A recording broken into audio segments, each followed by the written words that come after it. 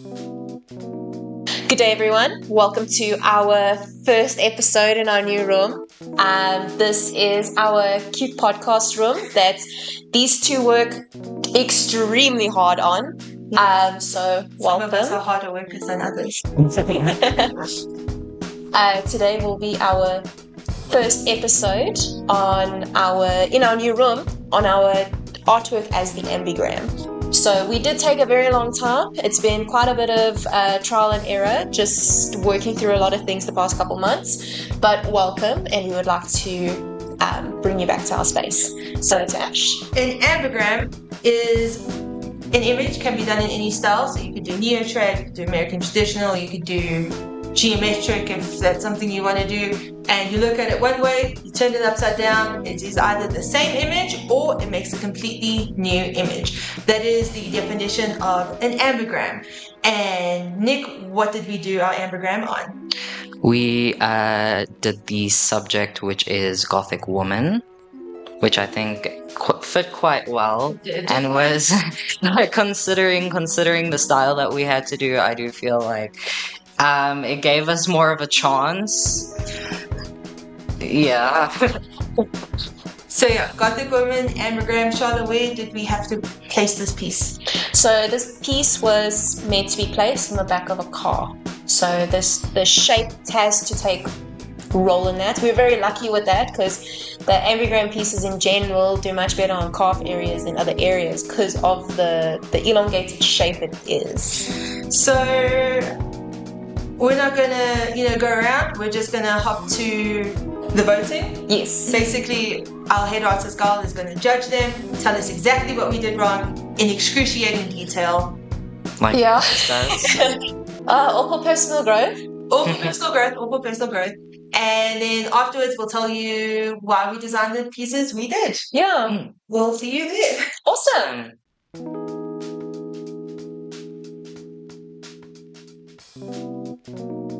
All right, good morning, everybody. So we're doing the next judging panel on the new designs that were created by the artists and studio members of Startled Squid Tattoos.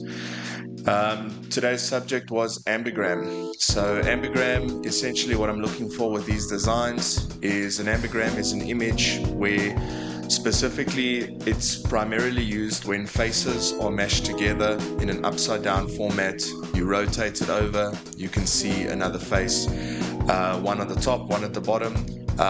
More original terminology with ambigram imagery as well is when you've got a fine line piece of artwork that shows one picture, which could be anything from a person to an animal, whatever the case may be, and then flipped over shows a completely different image. Popular ones that people know of is the old man and the young lady.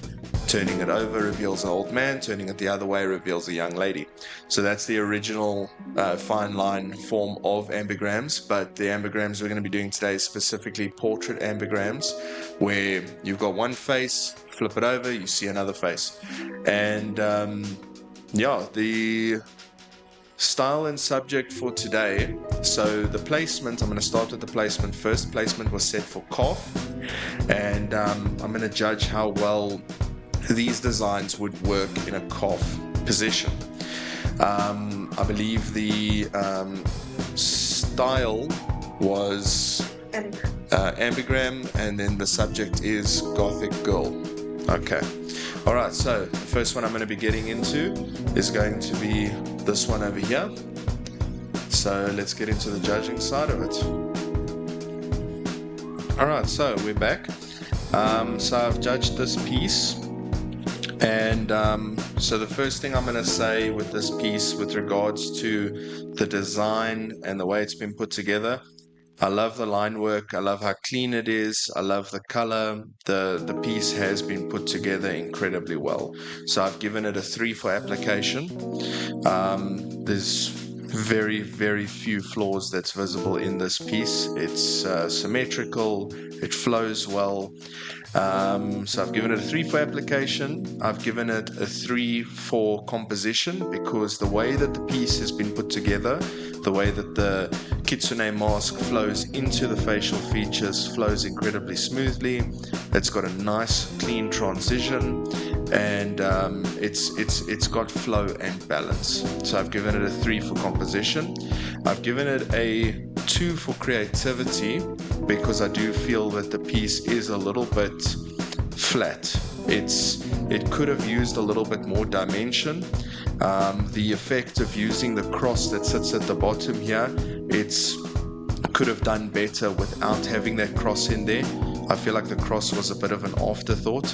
And if you look at the placement of where this is situated, if it was on a calf, you would have a very difficult time having this flow throughout the entire back of the calf.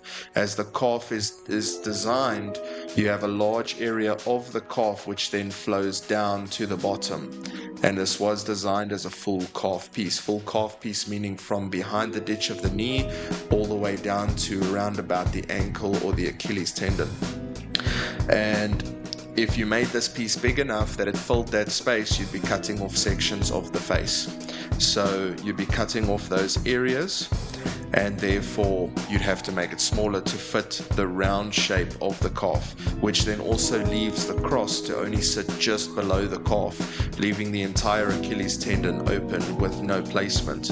So I've given the designer 2 for placement as well for that exact reason. The creativity side, as I say, it is a beautiful piece. It does feel like, it does feel a little bit basic in terms of how it's been placed together. I'm not seeing too much that's, I haven't seen when I look at Ambigram. If I look at Ambigram images, it's pretty much the same structure, the same layout. The originality part, which is why it got 2, is because of the way the artist has decided to create the facial features, giving the character personality. So I really do like that. As for Ambigram itself, I do feel that the Ambigram side of it itself is a bit lacking, because as it stands, the ears of the fox do not form the ears of the lady, because nobody has, she's got sharp points which would form the earlobe. It doesn't really make sense because it's not the shape of how the human ear is. The fox's ear, 100%. The other problem with the ambigram is ambigrams are usually designed in such a way where the eyes are shared. The eyes of your main character when you're looking at them is shared with the eyes of the character when you turn it upside down. As it stands now, it's no different from a female character wearing a fox mask on her head. So it doesn't really hit ambigram 100%, but it is a very neat design, and the ambigram effect is still achieved by flipping it over because it has got the ears of the fox bringing it through. So the ambigram effect is achieved, however it is not really a full ambigram design. So I've given the total score of this piece a 10 out of 12. And but otherwise a very beautifully done tattoo design, very, very smooth, very clean. It's a very, very nice piece. And then I'm going to move on to the next one. Alright, okay, so with regards to this piece, so I'm going to run through this piece. Now, this piece is a more illustrative design. So illustrative is essentially the closest thing to refer to illustrative is an unfinished drawing or an unfinished sketch. It's the use of line work, majority line work with very minimal shading in order to create the effect. It is to give it an unfinished look. Best description would be a coloring in book. Everything is there, line work is all there, minimal shading available, if any at all, allowing you the opportunity to add color. Very popular style, one of my favorites to actually tattoo as well. So for application wise, I'm giving this piece a 2. The reason I'm giving it a 2 instead of a 3 is because of the shading. The shading of this piece is it's very chaotic. It's all over the place. Every area is shaded. The beauty behind illustrative is to be able to utilize line work and a lot of it in different directions, cross-hatching, bringing it across the piece to create the illusion of shading and shadows, where shadows do not exist.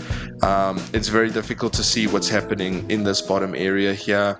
The way that this robe is done here behind the ears makes these two panels here look like it's an extended torn earlobe in essence.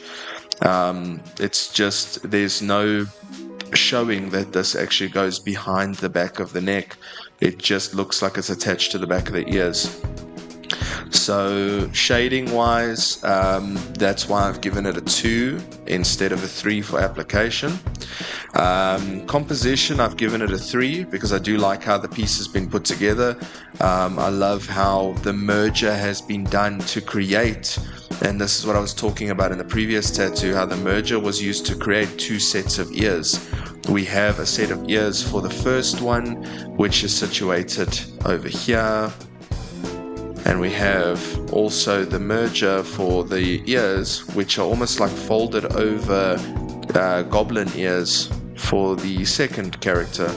So the composition of how it's been put together, as well as creating both directions of the eyes, so that no matter which direction you flip it over to, the eyes look accurate and correct, which is quite difficult to achieve considering that the human eye is shaped very specifically to be viewed from a front direction. When turned upside down, it looks odd, but this artist has managed to achieve the correct view and look of the eyes. So I do like the way that that was done. Creativity as well, I've given it a 3. I do enjoy the aspect of all the different elements that are here, from the bleeding of the tongue, the piercings around the lobes, the little speckled details in the robe, as well as how the hair of the first character is also the hair of the second character. The only difference is one is falling up, one is rising or falling down. And the Anya mask as well, also very nicely done. Lots of fine details in the line work, specifically in the upper jaw with the gums. I do like that. Placement, I've given it a 2. Reason being because, as you can see, designs should be placed in accordance to the direction of the calf. The calf is larger at the top and it's smaller at the bottom, but in this design, the bottom of this design is a lot larger, or wider rather, than the top half of the design, and the calf is bigger at the top. So if this design had been flipped over, it would have worked perfectly, but as you can see over here, if I allocate this calf layer, it was designed to sit like this, whereas it should have been flipped upside down and then made larger, so that this length here can fill the top section of the calf there, and then the hair over here can trickle down along the Achilles tendon. It would have been a much better form of placement. So that's why I've given it a 2. So this one also, like the previous one, scores a 10 out of 12. So we're going to have to do a tiebreaker for that one at the end. All right. Okay, let's get into this piece. So I'm going to start off with the application. So I've given it a 2 for application. Reason being, it is also a sketchbook / illustrative design, as I explained earlier, utilizing line work and cross-hatching to create a shadowed effect. I've given it a 2 for application instead of a 3 because, as you can see in this design, we've got extremely thick line work that's been used and extremely thin line work that's been used, but the tonal value does not match. You've got essentially the exact same shade of line work and grey that's been used throughout this entire piece. There's not much in the way of tonal value, and then you've got the super dark black hair that is really contrasting the background of this piece to bring the face forward, but the line work that creates the shadows should have been darker in order to illustrate depth. It's the same as the cross-hatching that's been done under the bandages by the eyes. It needed to have been darker to create a real shadowed effect, almost as dark as the hair, but not quite as black as the hair. The So I've given it a 2 for application for that reason. Composition, I've given it a 2 as well. Reason being, the way the hair strands actually end off. I'm assuming that this is hair, these black areas that are coming down. They feel very forced. It doesn't feel like it flows. It doesn't feel like they are all roughly the same height. There's no difference in dimension between how far one falls compared to another one. They're pretty much the same. Both areas, top and bottom, they do feel like it was rushed. And yeah, I'm not the biggest fan of the way these hair ends actually end off. The other thing that confuses me as well is on the top face, there's a section, a gap right over here in the top face that doesn't really make sense, because you've got the black edge of the hair coming down, and then you've got this white patch which covers a portion of the cheek. If that was supposed to be a section of hair, then the line and shadow area on the left-hand side over here should have been thicker and darker, with a few more lines running through this area to illustrate it as hair, but it actually just looks like a chunk is missing from the piece. The next problem I have with the composition of this piece as well is with the eyes. If you take a look at the eyes and the structure of the face, this jawline for the bottom face would line up over here, this jawline for the face would line up over there. It makes sense, but if you flip it around, that section runs from about there, and that section would end about there. This eye that's over here is too close to the left-hand side of the face on the top image. It's almost escaping the face instead of sitting in the same position. The eyes are shifted. The right eye is too close to the nose, and the left eye is too close to the end of the face. So that is a compositional issue. That's the eyes don't align with both images, so that is a problem with that piece. I've given it a 1 for creativity, because I don't feel that this is a very creative design. It's essentially just the same face slapped on top of each other. One of them which the teeth has been sharpened and the color was changed. The only creativity that I actually see in this piece is the difference between life and death, the difference between a hangman's noose and a beheading. It's the only creativity that I see from this piece. But as for the faces and the way they were placed together, it, as I said in the beginning, it feels very rushed. It doesn't feel like the artist took their time. It doesn't feel like it was given the right amount of energy that it deserved to get. And I think the piece could have been a lot better had that been taken into account.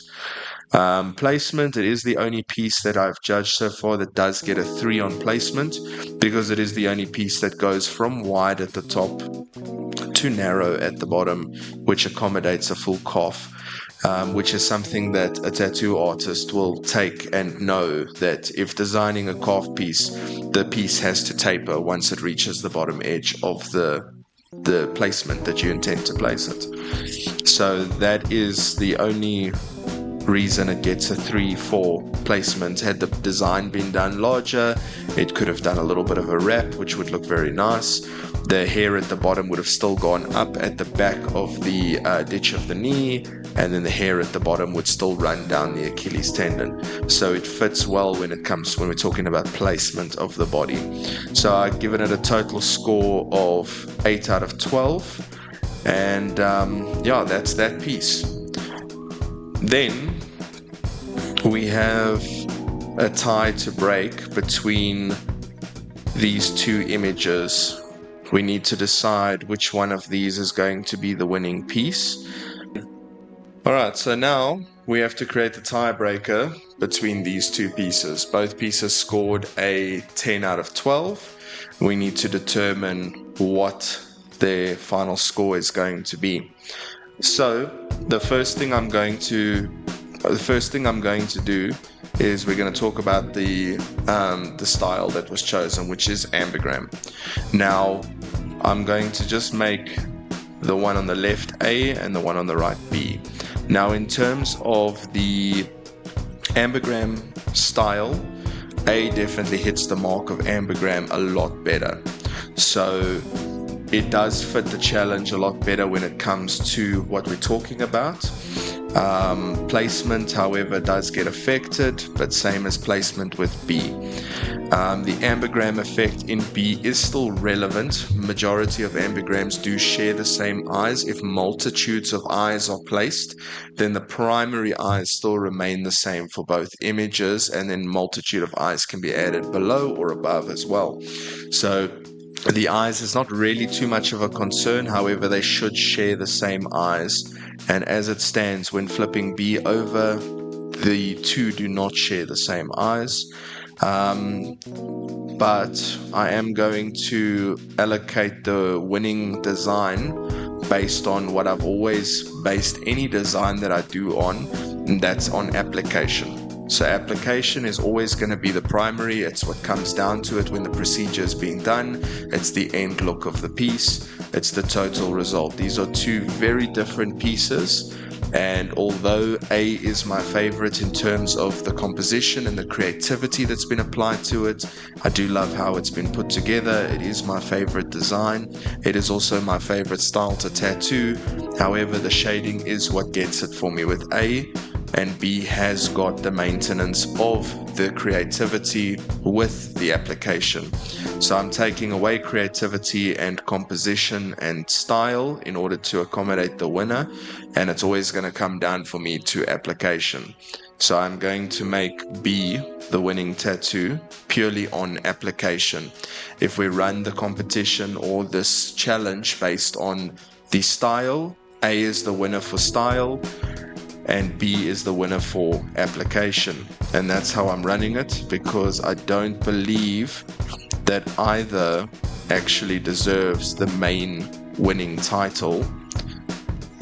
So I am putting a tie into these two, because where one matches the style and the subject and the creativity, the other one matches the application. So application is the most important thing when dealing with any tattoo, and it is what makes sure that that tattoo is long lasting and well put in. The application of A, had just line work been done, it would be the winning piece in terms of longevity of a tattoo, as well as its application points for line work. They do tend to last a lot longer than when you throw a whole bunch of color and shadows into the mix. A will definitely be a tattoo that lasts longer than B does on the skin. However, A will not be a tattoo that lasts longer than B in the skin if the shading were done the same way as this piece. This piece has been designed with a heavy mag shading effect, whereas something more along the scale of dot work shading could have been more relevant, but in very minimal places, not making it as obvious as the shadows that have been put into A. So I am calling a tie on A and B for that purpose. So I'm putting A as the winning design, and I'm putting B as the winning application for the piece. If we're talking about tattoo application, B is the primary winner because of the application side. But I am, for the design challenge, going to call a tie between two, and I'm not going to be choosing which one of these is going to actually be taking the design win. So they will share this design win 50-50, because both parties have got mixed up in one or other thing which will affect the tattooing side. So that's that for the design challenge for today. Thank you very much. I hope everybody enjoyed. Alright guys, so that was the Ambigram challenge. It really was actually quite a challenge. So we all really did try, and it is quite a hard style. So Considering the piece that was given to us, I think we all did our best. yes. And Val always has his pros and cons with it, so I feel like that is something that we can learn from in the future. And if you stick with us, you can hopefully see our progression in our designs, Yeah. as we take the constructive criticism that Val gives to us overall. I'm quite happy with the outcome. Yeah, no, I am too. I think we all got some nice criticism. I think, it is a learning point, unfortunately. It is to stay ahead of everyone these days, and to stay ahead of designs, and to stay ahead of the curve, and to constantly be improving is such a requirement these days. So it's good to good to learn.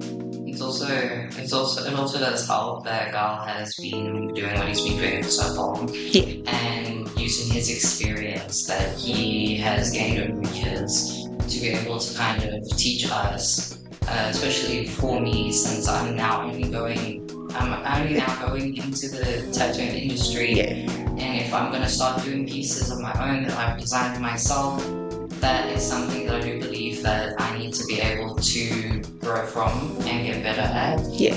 So eventually I don't need Carl's constructive criticism to tell me like, hey, this, that. But overall, good game. Good game. And you know what, guys? We're gonna see you next time, and I'm actually gonna do quickly the next topic, just so we can get it out the way. Show my iPad. Do you see where I threw it? No. Did I take it outside? While we're doing that, you guys are welcome to like, follow, and subscribe. Thank you. Instagram, obviously YouTube, or now. Yes. Facebook, we've recently joined Threads as well. So you're welcome to follow us and see our journey, our progression, and all the work that we've done so far. I'm getting there, guys. Don't worry. Yeah. We just gotta give it its time. And then spin wheel, awesome, fantastic. Okay, so we're gonna do subject, style, placement. Okay, cool. So subject, guys, and let's play the little wheel. Prehistoric theme. Okay, yeah? It doesn't have to be a specific. No, it doesn't. Prehistoric theme, guys, so... Watch me. Neanderthal, prehistoric. Yeah, fair. And style will be... So style will be... Trash polka. Okay. Now an ad is playing, because I'm not paying for the pro version. So that's on me. Not support Candy Crush. And placement. So where's this prehistoric trash polka piece going? On the forearm. So that's not bad. So that's on the forearm. So we take our wins where we can get them. So that's what it's gonna be for the next design challenge, guys. I hope you'll follow along on the journey. Maybe do one of your own, and see where you land. I'm not gonna do well. I don't do well at trash polka. I've done a trash polka design once, but I wouldn't say that it's something that I'm very strongly suited in. But with clients coming in, they'll ask for basically anything. So you kind of just got to be prepared. So I say prehistoric theme with trash polka is not too far out there for what a normal person would choose. Yeah, probably not. No. Okay, you know what, guys? Awesome. We're gonna go and design these pieces, and then we will see you hopefully in 2 weeks if we can actually keep this up this time. We'll try our very best. We will. And I hope you enjoy the video, and like, subscribe, comment, and even if your comment is like the pieces, get our engagement out there. We'd really appreciate it. Also remember, whenever you do one of these videos, if you go onto Instagram or Facebook, we do also have a public vote. Yes. So you guys can also choose your favorite, and you're welcome to let us know which one you prefer. Yeah. Awesome. Thank you guys so much. Thank you. Bye. Bye.